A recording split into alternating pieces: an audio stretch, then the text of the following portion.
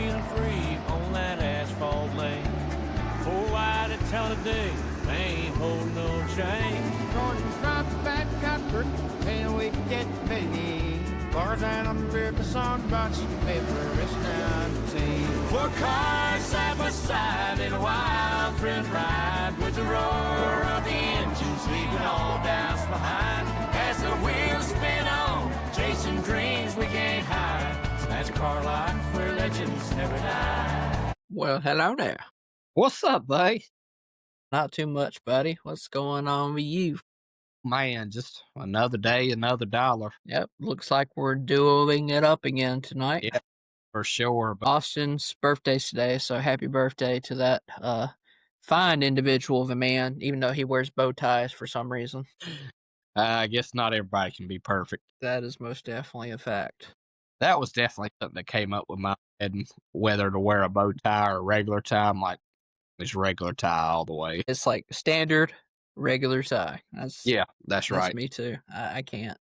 I would rather have one of those, like, what are the fancy looking ties? Like, got the little circular. You know what I'm talking about? That like kind of low. Yeah, I don't know, but that's like bougie level, man. Well, yeah, I'm saying I would rather have that than a bow tie. Yeah, that's like first class level right there. I'm most definitely not first class. Yeah, I'm like Richard Childress, I'm blue collar. So hopefully that doesn't get me flogged. Yeah, hopefully not. I know that we're going to talk about the Bank of America race that me and you both attended, but I guess I'll just mention this kind of partially here. Is we've mentioned how much we were impressed by Nick Sanchez earlier in the year and his overall run for Big Machine Racing. It has turned out, after they agreed, I think around September, something like that, that he was going to return to the ride. It's been announced that they have parted ways now. So I hate that for Mr. Sanchez, and I hope he finds a good ride somewhere. But man, all the rides are filling up real quick in that O'Reilly Auto Parts series. Yeah, sure is. I saw on NASCAR Rumor Nostalgia, really good Instagram page to follow if you want to get like the inside scoop, the tea, if you will, before it happens. It looks like there's some potential that Staropoli could be getting that ride. So met him at the ARCA race back in Charlotte this year. Seemed like a really nice guy. So pretty cool story there with him being an eye doctor trying to pursue a racing career. So I don't know if that's legit the case or not, but man, that would be another cool story if he ever got a full-time O'Reilly ride. Most definitely. I was talking to Blake before the podcast started. I'm like, I don't know what Sanchez can really do at this point. I mean, Alpha Prime's pretty much locked up as far as I know. Vikings have gone to 2 cars now. They fielded Alfredo and Resloff for their cars. There's not much left in the O'Reilly series looking for, so makes you kind of wonder what's going on. Yeah. Be interesting to see how the silly season plays out. It's definitely been fun to watch at the O'Reilly and truck levels for sure. Well, we thought coming into the silly season it was going to be nothing. Like we thought, pretty much Suarez and Haley were the 2 that were like, okay, yeah. But now we have so much moving parts everywhere. And I think that's partially due to the way that NASCAR contracts are formulated. They're not really distributed out for everybody to know. Everything's kind of hush-hush. We've kind of seen that come up here lately with all the stuff going outside of racing. It's tough to really know how long someone's supposed to be at a place. Even if they sign an extension, it seems like now it's like, well, that extension's kind of seems like the teams can get out of it pretty quick. Yeah, well, and I think too with the truck and the Xfinity ride, it's like from what you understand, you think the Cup business model's bad. These drivers and the Xfinity and truck pretty much have to buy their own rides at this point. I feel like they all just kind of hop around. Whatever team can pick up a driver with some funding is just the way they got to go. It's sad, but that unfortunately is the reality.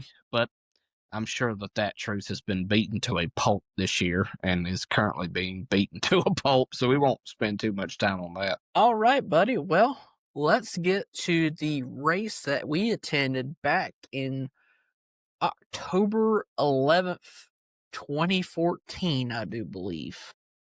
Yeah. Said last week, and as we're kind of going through this mini uh, podcast series, if you will, reminiscing and reviewing some former races. Back when Cole and I were growing up, and this other guy took Cole to his first race, and that was the 2014 Bank of America 500. And so that one has always been pretty special for us. I wanted to go back to this. Is I really love the speed of the Gen 6 car. You know, in 2014, they had all the new track records, especially on the mile and a halves for on qualifying, just because of how fast those cars were, and it was really awesome to see, especially at Charlotte. And they're going down about 203, 204, 205.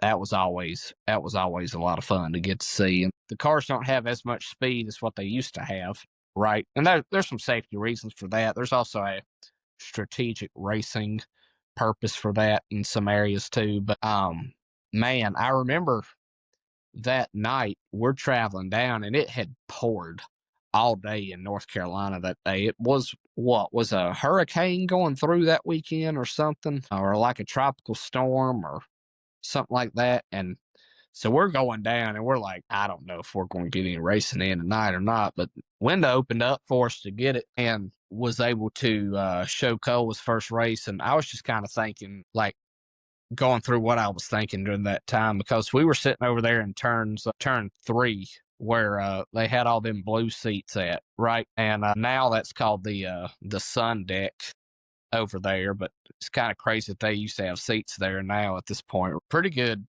seats there in the middle of 3 and 4. I remember those were the cheapest seats there, and I think they were about $49 each back then. So still a pretty good price. I forgot at the first of the race that there was such a fog problem from the fireworks. Yeah, they celebrated a little hard there.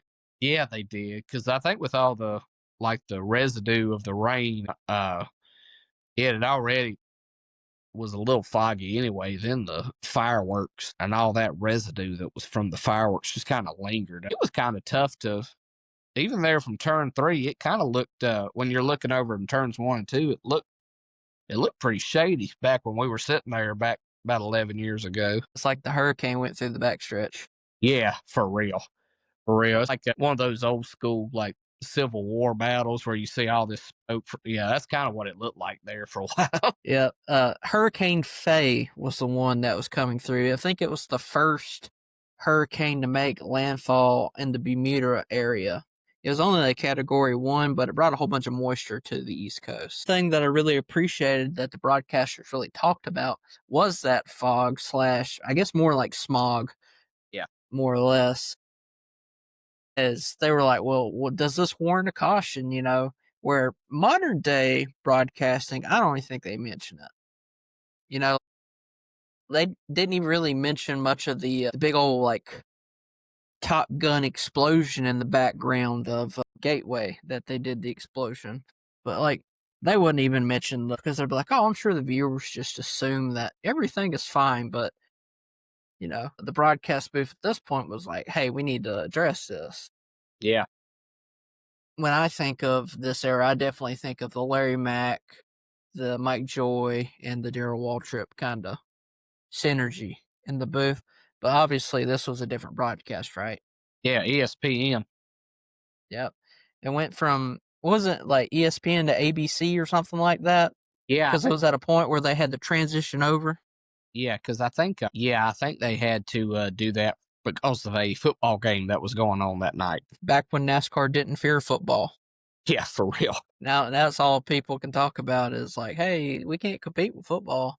Well, they were back in 2000s, early 2010s. Yeah.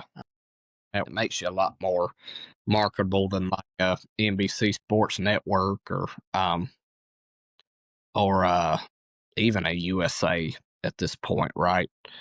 Because I feel like a lot more people are more prone to watch ESPN than they would USA, you know. Do they even, like, on SportsCenter, do they even talk about NASCAR anymore? I know obviously they would about, you know, with the background noise with the lawsuit and everything, but just on a, like, weekly basis. That's a good question. I don't watch ESPN anymore. I Yeah. used to when I was more into everything else of sports because it was kind of like you got to know everything. Even if you didn't care about golf, you knew whatever happened in golf. But Yeah, the broadcast seemed like it was really good synergy throughout, even though it's not like those stereotypical voices that you really expect, right? in the booth, you had Alan Bestwick, Dale Jarrett, and Andy Petrie. Right. Usually on ESPN, it was Dr. Jerry Punch on ESPN, and I'm sure, man, I can't quite remember who all was on there, but you still had like your Brad Doherty's and all them who was in the Hollywood Hotel kind of thing, where like NBC's got that NBC tent that they do now, and so you still had some very familiar faces from there too. I really enjoyed this race because I thought it was a racer's race. And what do I mean by that? It started out, obviously, like we said, there was rain, so the track had to really rubber in. So the first, I would say, 50 laps, kind of that typical old school Charlotte. You kind of just run around the bottom, and it's kind of like this train racing. But once the track rubbered in, man, I looked at that and I saw, and honestly gave me some next gen vibes on as the track rubbered up and people were starting to run the wall, and you see people like Hamlin and Kyle Larson who were just riding the top lane. That was really awesome to see because granted, when we were watching the Coke 600 from just 3 years before that, because the repave, they couldn't hardly run that top lane, right? And so it was cool to see that few years into that track repave, it was starting to get a little age on it. Not too much, but just a little age on it to where tire fall off and rubber build up and all that really, really mattered. And they were starting to make a lot of lanes and really turning it into a racy racetrack. And I think that was one reason I wanted to choose the race too, because how many times did we think of Charlotte as a real racy racetrack in any car that was before really the next gen? The fact that that had multiple grooves, tons of passing kind of throughout. You had a few different leaders who were up there who were the same, but nobody really had a commanding lead of it. Bush led a little bit. Gordon led a little bit of it. You had Tony Stewart, who was looking good, but he fell back. Dale Jr. was looking good, but he fell back. But then, like, Larson slowly making his way up. Brad Kay's making his way up. It was good. And I thought the cautions, too, they ended up being spaced out enough to where you never really got bored in the race either, I thought. Yeah, we had 8 cautions this race. The first one was a competition caution because obviously it rained. NASCAR usually does that so they can make adjustments. And that flew around lap 26. And Dale Jr.'s crew chief, Steve Letarte, at this point, took 2 tires to get them off pit road first. It was be something that was kind of the norm for him for this race. I believe the second caution, it was Clinton Boyer blew an engine. It was kind of like lap 90-ish. And Junior did the same thing. He took the 2 tires. Well, this is prime Steve Letarte, we'll say. Prime Steve Letarte. Because I feel like he could have not retired, and he probably could have stayed on and did. But I mean, at this point of the race, they knew that Dale Jr. didn't have an amazing car. Jamie McMurray took the lead off that restart, and he held the lead for a little bit. But then the man of the hour, the man for the entire race, it felt like, led the most laps was Kevin Harvick in that iconic 4 Budweiser car. Yeah. Just a slick paint scheme. Budweiser's just an iconic brand throughout sport NASCAR. Even when Harvick was at RCR in that 29 car, he still had Budweiser on his car. And before that, of course, Dale Jr., all the numerous cool paint schemes. You have like the All-Star, MLB All-Star paint scheme, the baseball paint scheme, and so many different things that are so iconic. For a first race, seeing the iconic paint scheme win the race, spoiler, if you guys didn't know that Kevin Harvick won the race. I'm sorry, it's only, 11 years later.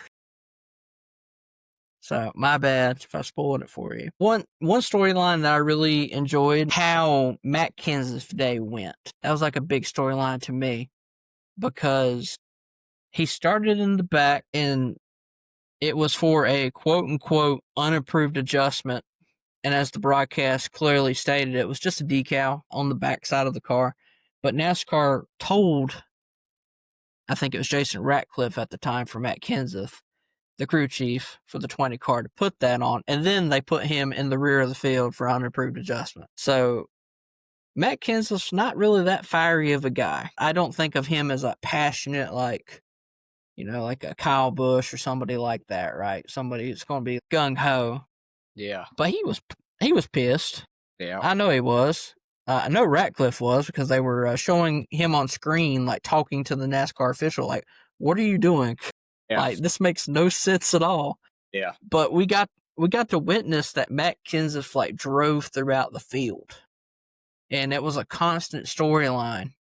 I mean, at one point, him and Logano were racing for so many laps. He was the biggest mover at that point. We all know after what happened after the race, Matt Kenseth was also involved in that escapade, we'll say.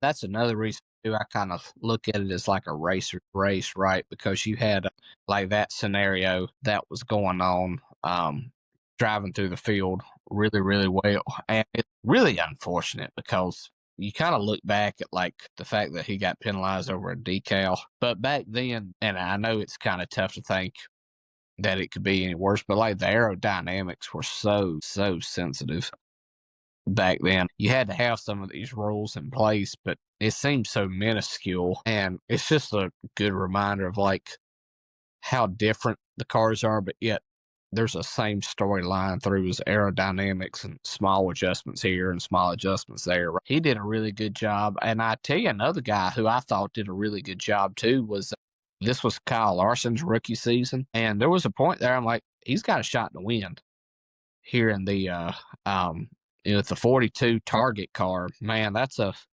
throwback sponsor in NASCAR. Yeah, most definitely. Most Yeah. definitely.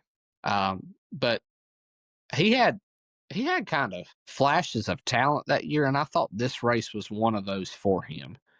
And because I think as the season went on, he really started kind of get a grip on the Cup Series a little bit. Granted, it's tough to win in your first year unless you're SVG. When the high line came in and Larson's running that, and the fact that he still didn't get a win that year shows you like some of the talent that he was competing against, like Harvick, Gordon, Kenseth, Busch in his peak days, right? Shows how tough those band of drivers were to compete against. Jimmy Johnson, right? He had an up and down day too, because like that whole weekend had to pretty much make unapproved adjustments, scrape the wall, and I remember like 70 to go, he and Chad are just kind of cussing each other on what needs to be done to the car because I think he's just done with it, right? And this is like one of the first races you ever looked at Charlotte. Is like, oh my gosh, he's genuinely probably not going to be a factor for this race. Yeah, man. It was another thing. I mean, you mentioned Kyle Larson, but the rookie class this year was a pretty darn good class. I mean, not necessarily just star power class, but you look down at these names. I mean, can you name 3 other ones other than Kyle Larson for this year? Yeah. I tell you one was Allgaier one in the 51. In the H. Scott Motorsports Yeah.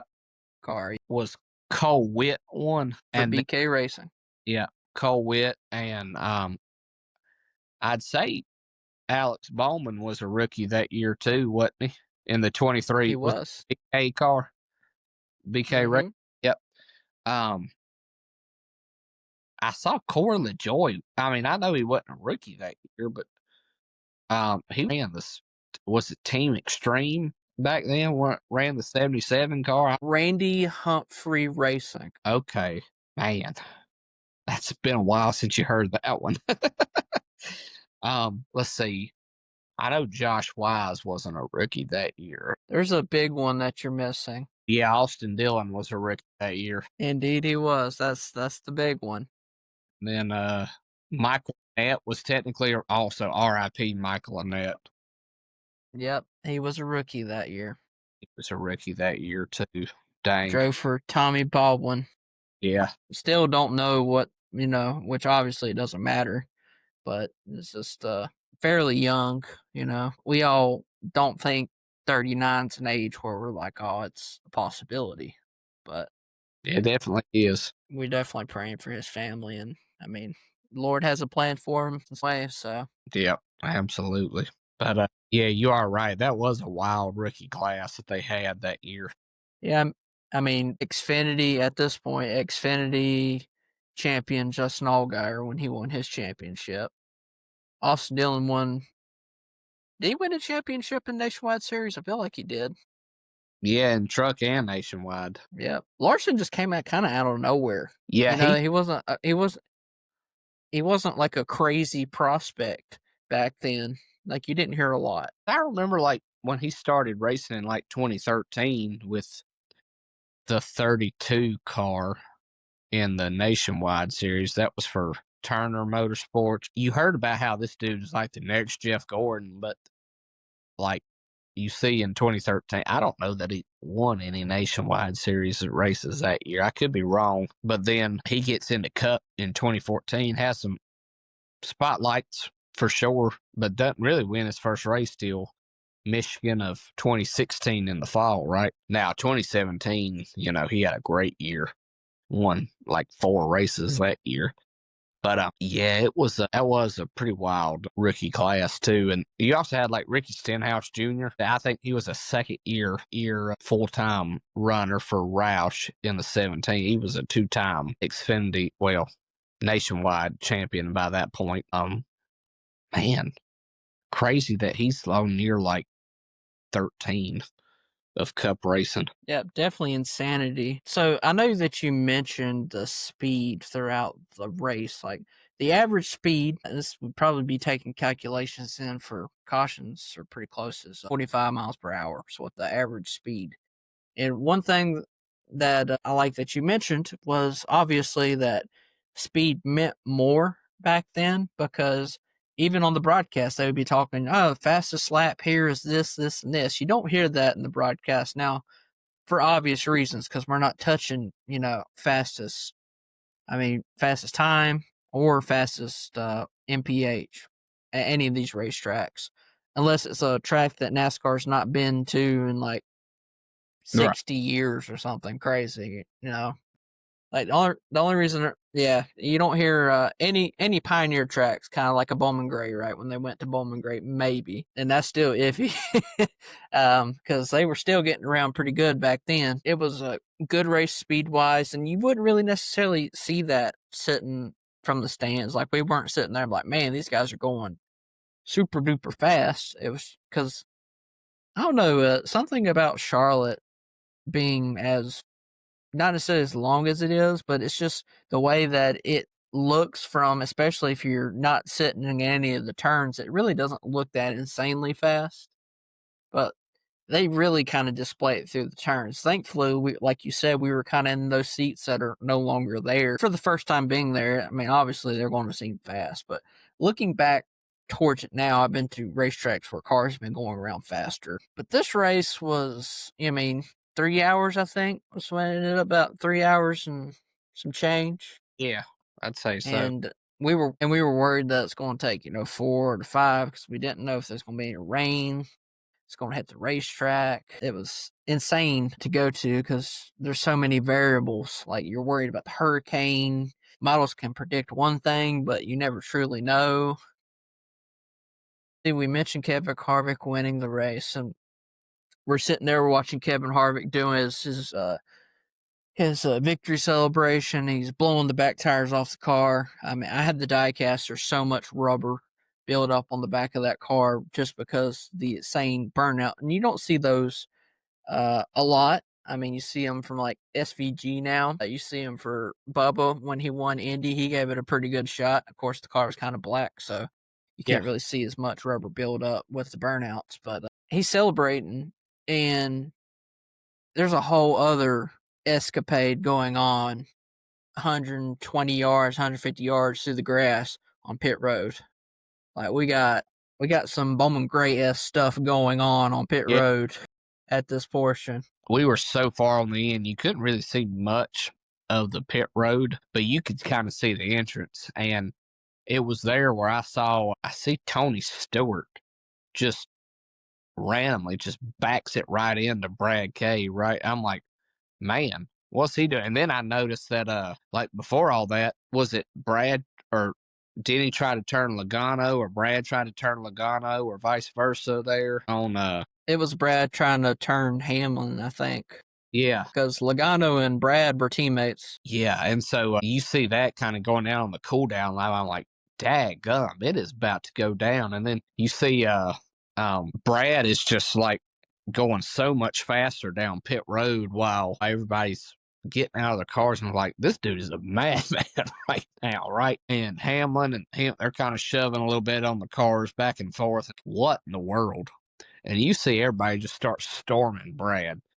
And then they kind of do their talking, whatever, cuss each other here, cuss each other there. Well, he's walking to his hauler. And out of nowhere, Matt Kenseth comes in, and it's like Matt Kenseth. Guys, it's like, if you're a new fan, I'm going to try to describe Matt Kenseth to you, okay? Matt Kenseth has had probably the most vanilla, old man, kind of nice neighbor personality ever. And you never really saw him get mad or throw a fist fight or something like that. And sure enough, he's running up behind Brad and starts trying to like tackle him and like roundhousing him a little bit, and then the crew members start getting involved, and we're like, oh my gosh, what is going on? And like I said, this is Cole's first race. I'm thinking like, man, why couldn't my first race been like this? But yeah, and we're like, I remember all the fans are in the stands who were still there, and they are just cheering it on, because Brad wasn't all that likable back then. He's a lot more likable now, but I wouldn't say Brad was almost like Kurt Busch vibes by any stretch, but he was like a Walmart version of Kurt Busch, I felt like, when it came to fan popularity back then. And everybody was super excited to see that Brad was about to get his tail beat. Yeah, it was definitely. It's not the first time I've ever seen anything like that, because I grew up at a dirt track. That's kind of like the usual occurrence. Right. It's not necessarily the same division that always happens in, but there's like certain divisions where tempers flare more than others, so to speak. And it's not something that is necessarily new to me, but see people on the professional level that were gritty like this. And I have the same perspective, like Blake was talking about Matt Kenseth. I mean, he's the most chillest driver ever. My mind doesn't even go to think that he would ever fight anybody. Never. And the reason that he did, obviously, you talked about Stewart and all that, but Brad K, like you said, he was going into pit road like a madman, like he's crazy. Well, you can see from the shot that Matt Kenseth he had his window net down already. The car was parked pretty much. I'm sure he was like about to undo his belts, or the belts were already undone at that point. And then here comes Brad K and slams in the side of his car. Loom.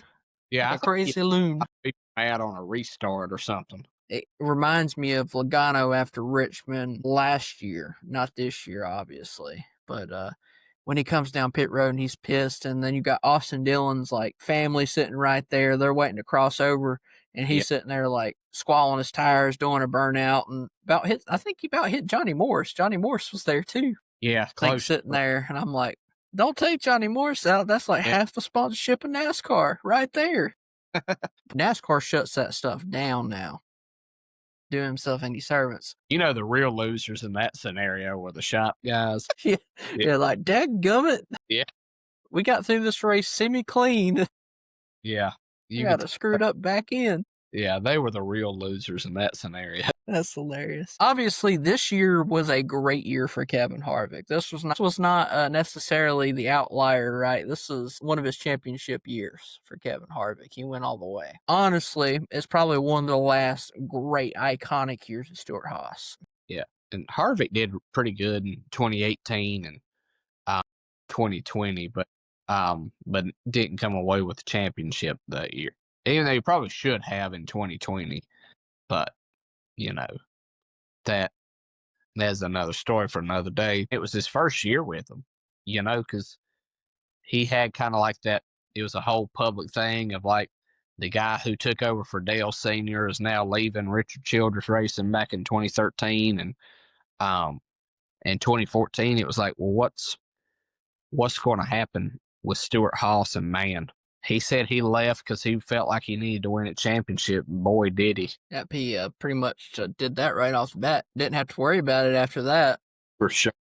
I asked this last week, and I feel like it's something that I have to ask is, what was one of your favorite paint schemes from this race, personally? Honestly, I like Brad Keselowski's Detroit parts. I thought that one was always pretty clean. I always enjoyed Larson's Target car, personally. Liked Austin Dillon's Dow Chemical car from the 2014 season. I always thought that was a pretty clean scheme. Let me think here. I tell you another one that I thought was pretty cool too was give some love to some of the underfunded guys. Josh Wise's 98 car from that race was pretty good. I think that was with Phil Parsons Racing. His scheme was pretty clean too. My favorite was probably Logano's paint scheme, and I think that it was just different. It's not what you see in Logano's cars now, because when you see that 22, you think of the shell yellow with the red marks on the side of it, and it's pretty much been the same for ever since Kurt Busch drove that car. It feels like you don't get many alternate paint schemes in that shell car, so to see it a whole different shade of like blue, that was really cool. I enjoyed that. I think that's the one that kind of stood out to me probably the most. Tell you another one too. And this made me think a lot. Furniture Rose number 78. I know we mentioned that one last week, but the fact that Martin Truex Jr. had an awful year with Furniture Row in 2014. I thought after he left Michael Watchett Racing and went to Furniture Row, I'm like, his career's done for. I'm like, he won't be in the sport a year. And looking back and thinking like, wow, he ran that bad in that car. And then Furniture Row, I think he took it to the Championship 4 in 2015 with like one win at Pocono. And then 2016, he has that dominant like 392 laps led at the 600.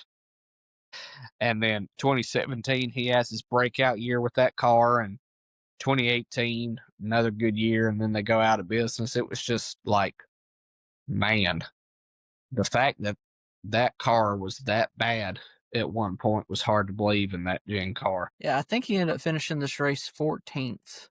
Yeah. And that would be like behind people like AJ Allmendinger in the 47 car. Another paint scheme was a guy that was up front on the pole was Kyle Busch's Spearmint scheme, I believe. Yeah. That was a nice looking scheme. It was. It was a good alternate scheme for him. So it kind of fit like the fall feeling, I guess, of like leaves and stuff. Yeah, absolutely. So Brad Keselowski, after this race, was fined and put on probation for the next 4 races, which the next 4 races after this race were championship events from November 12th on. So that's kind of a big fine in itself. Being the instigator and everything, that kind of makes sense, like, yeah, I kind of see that. Yeah. The only other person that got a penalty was Tony Stewart, and he was fined $25,000, and he was also placed on probation. So he got a $25,000 less fine than Brad K. Matt Kenseth threw punches. I bombed. His team pretty much tried to pile Brad Keselowski. Yeah. Putting drivers on probation for those 4 races, it meant so much because the championship hunt at this point was so tight. I think it was, Logano was up top. Somehow Logano was good in the other point system. So I know it's a shocker. That year was pretty good overall for him, though. I mean, in all honesty. Yeah. Kyle Busch was second. He was only 6 points out at this point at the end of this race. Kevin Harvick was only 7 points out. Newman was 11 points out. Edwards was 12. Then you get to people like Gordon, 14. Hamlin, 15. Then there's a big dip up from those 15 points to 31 with Casey Kane in 8th place. And then you get all the way to the bottom. You have two names. One you expect to be on the top of the championship hunt, and that was JJ. He was 11th. He was 57 points out, which was also tied with his teammate, Dale Earnhardt Jr., who had just a rough overall ending to that year. He was out the same amount of those 57 points. So obviously, we've already mentioned who won the championship that year, but that just shows you how tight it was. And I mean, I would imagine that's probably one of Casey Kane's last really good seasons point-wise where he was really competitive. I don't think he won anything in 2015 or 2016. He won the Brickyard in 2017. After that, yeah, it was kind of all downhill with his health, really. And I think the fact that he went 2 straight years without a win, and he wasn't really even flashy those years. I mean, it was just like he struggled that bad in the Hendrick car. I even remember Rick Hendrick saying, "We've brought him on. I truly believe Casey's going to be a champion in the Cup Series in my equipment." That didn't age well. I think Casey Kane probably could have had a championship run if things fell his way, but I don't know. It's just like if you're not performing with Hendrick, especially during that time, it's like, who are you going to perform with, right? Yeah, and I think the reason that Mr. H will make a comment like that is Casey Kane, back when he was a part of the Mopar Dodge team, that's what I remember them as the Mopar Dodge. Jeremy Mayfield in the 19, Casey Kane in the 9. Yeah. Throughout those years, he was on fire. Like, he was killer. Yeah. And it just seemed like, who does he come over and they put that 5 on the side of his car? It instantly made him like 25 miles per hour slower. Yeah. That's what it felt. That's how it honestly felt. Like, I never, as a kid, sat down and was like, Casey Kane is going to compete for the championship after like the first year. That I never had a glimpse or a feeling where I'm like, dang, he's going to beat, teammates like Jimmy Johnson, Kyle Busch, prime Kyle Busch at that time, Kevin Harvick. I'd never even like thought that Casey Kane would even be relevant at that point. So 8th for him is probably fantastic. It's like, damn, he's over Jimmy Johnson. What's going on here? Yeah, for real. Yeah. But I mean, after 2017, you went to Levine Family Racing One and replaced Michael McDowell in the 95 car.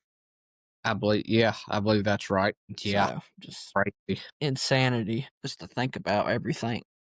Yeah, for sure. What was the paint scheme that you thought was ugly from that race? Like, was there one that stood out that, like, oh my gosh, this thing is an eyesore? I like the one car most of the time. I didn't really dig it was like Monopoly or something. It was like a McDonald's Monopoly scheme or something. Yeah, it was. It was kind of an eyesore. Like, the hood of it's kind of ugly.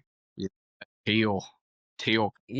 Yeah, it was not a good match. The colors didn't correspond really well. Alternates, you have like your red and your blue. A darker blue, maybe you could get away with, but a teal, just like, it looked ugly to me. I didn't really think Casey Kane's car looked all that good either. I think, and that's probably because the 5, I think of like the Ricky Hendrick scheme they always had, right? And the one that Larson runs today, and like, man, Mark Martin had some pretty cool looking schemes when he drove the 5 as well. But he had just such a bland car that night. I looked at that and like, oof, that's about as boring as his career, it seemed like.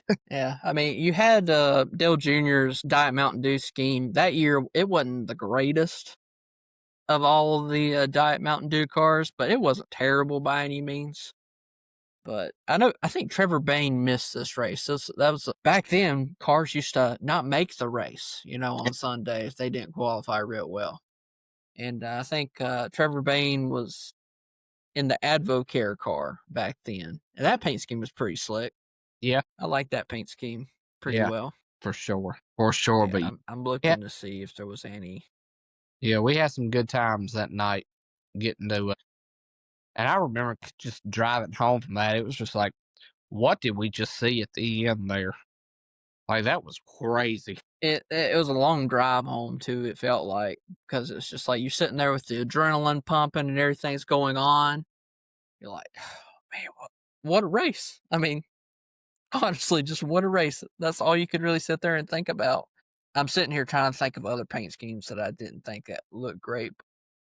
I mean, really, it was just that McDonald's car is probably the biggest eyesore for me out of all of them. I'm looking at a picture from like a thumbnail, and I don't see anything where I'm like, "Daggone, that's super duper ugly." But yeah, yeah, I see that stinking one car, that teal one car, from a mile freaking away. Yeah, it wasn't great. Ugly.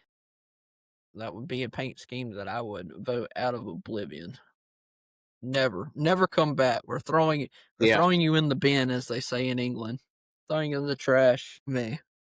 But yeah, I think that kind of concludes everything for us. I mean, I felt like we touched most of the storylines, everything that went along with the race. If you go back and rewatch the race after we talk about it, really just follow Matt Kenseth's story throughout the race, because obviously starts like we mentioned, climbs all the way back, was fighting, and then had some issue at one point, and then he ended up finishing like 23rd or 24th, something. Nothing great for obviously the equipment that he was in, that 20 car. I'm sure Joe Gibbs is expecting to compete, on a high level like Tony Stewart did back when he drove the 20 car. Unlike Joe Logano when he drove the 20 car, as Kent would say. But yeah, it was definitely a good race to go back and kind of feel for and really enjoy the environment around it more or less than anything. I feel like that's a lot. Yeah, couldn't agree more. But you could say you said Matt Kenseth went into the race fighting, and then he left the race fighting too. Yeah, outside of the race car. yeah. Even his interview after the fight was so even keel. All right, well, we got a 50-50 shot here. We got Georgia versus UCLA. You got Mr. Austin being Georgia, and then you got Blue being UCLA. Kent, who absolutely hates that. I already know.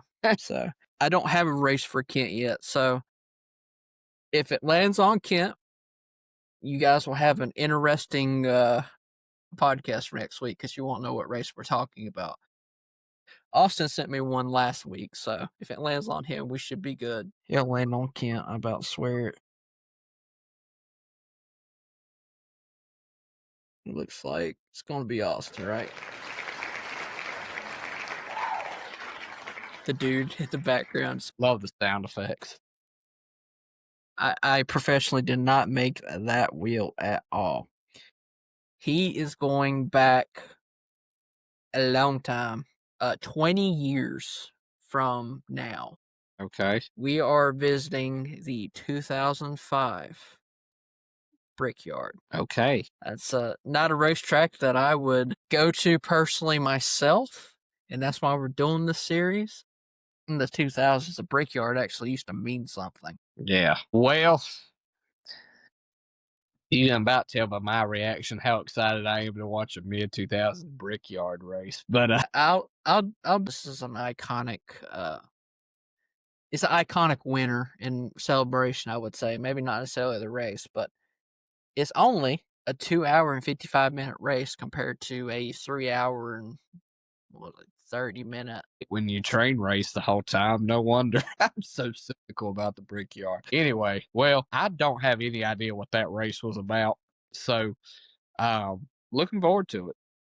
Last thing that we can do, Blake, is we can thank our wonderful partners here at the Ford Wide Podcast, which are Wilkerson Catering. Kyle and his wife Chelsea just had their first baby together, and so super excited for them, and congrats to them with their son, whose name is River. I saw where it wasn't too long, man. They were taking that kid to like a catering event or something. They already got like Wilkerson Catering baby clothes already. I don't know. Maybe if you're in the market for baby clothes, maybe he could send you a link or something. I don't know. But kind of shows the dedication he has with Even with all going on with the baby, he'll still doing his best to make his customers happy. So let your next event be catered by Wilkerson Catering. And also appreciate Glowing Glove Company in the North Raleigh, North Carolina area. I saw they do a lot of really good pressure washing jobs and outside cleaning jobs, whether that be like trash cans or sidewalks. They do a really good job too. So go to Glowing Glove and let your next outside wash be done by them. And then their windows, the window just pristine, Yeah. clear windows. Which if you've ever cleaned a house, that's one of the hardest things to really clean is your windows, or if you got like a glass door, anything that's regarding anything of that material, it is incredibly hard to get it crystal clear, and he makes it look flawless. Yeah. He doesn't have a lot of issues with that, so might have to get him on the horn and talk to him, and be like, "Yo, man, I know you're really far away, so I know it ain't something that you can necessarily do, but you gotta let me in some of these secrets. Yeah, We gotta figure out what's going on over here." for sure. But Definitely appreciate Daniel's partnership too this year. and if you guys are looking to partner for the 2026 season, always feel free to send us a message over on the social medias at WidePod, FOURWIDE. I can hardly talk tonight. I know you can hardly talk in regards to volume, but I can hardly put a word together. Yeah. So we're doing fantastic over here. I think you could probably give us about 5 vowels and 2 consonants, and we would probably still not figure out what a word was. I don't think that I can even spell consonant. Is that a continent like Antarctica? Is that even a Me, but we appreciate you guys, and make sure you tune in next week for our evaluation on the Brickyard. Maybe Austin and Kent will be here, and we have possibly a special guest lined up in the near future. So make sure that you stick around. Make sure you put an old likey on the YouTube video. Subscribe to the YouTube channel for more. I think it's very likely we'll be having a truck series driver come on, but you'll have to listen to figure out who it's going to be. So we'll kind of leave that as a little bit of a teaser. So super excited about that, and really looking forward to promoting some guys and having some fun with it. And we do it for y'all. Absolutely. And for ourselves, because we're just like you. We're fans at the end of the day. And just ask my fancy dancy fan rewards NASCAR sunglasses that I got. I also have my lunchbox over here still. Yeah, I got. But I work from the house, so it's like why do I really get a lunchbox? I never need to take my lunch out or anything. Yeah. Picnic time, baby, picnic time. All right, well, B's and G's, we will see you in the future. Take care of yourself, and yeah, we will be back next week for some Brickyard. Promise, I will not kiss a brick.